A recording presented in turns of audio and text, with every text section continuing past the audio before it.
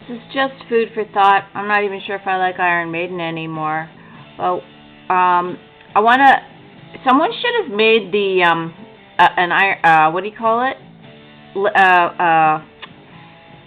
The word cap, like a little fairy tale about how one word like cap could mean so many things and how this could be a big problem.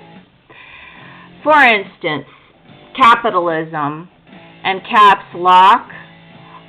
Like, you could say off with their heads. That's capitalism, because cap means your head. Look it up. Look up the etymology of capital. That means your head. So you could either say off with your heads, or you could call something capitalism.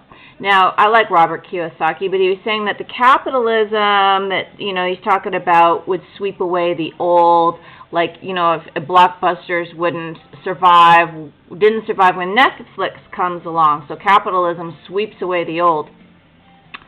Food for thought. To me, Americanism and old Chineseism is not about sweeping away the old. And yet that's what both have been turned into, so-called fake capitalism. Capitalism means your head, means that the individual is important, not the collective. It doesn't mean you just sweep away everything that is so-called obsolete. Now look up the word obsolete. Like, you could go a million directions, but I just want you to focus on some old American idioms, okay?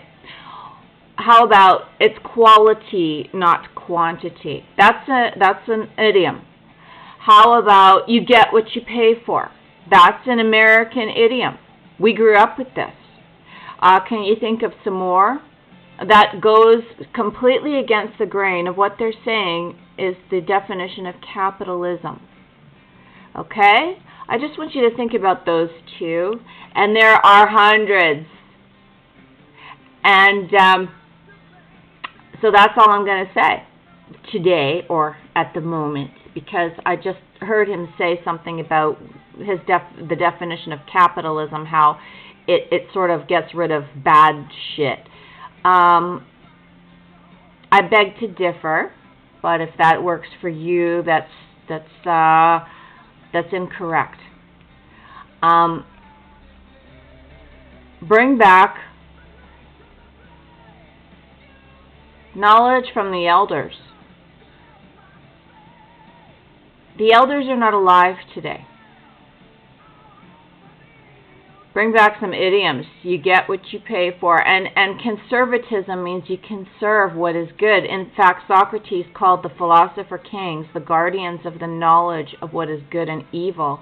In other words, like any tribal, the elders drive the culture because they already know which snakes are poisonous. They know which plants are poisonous.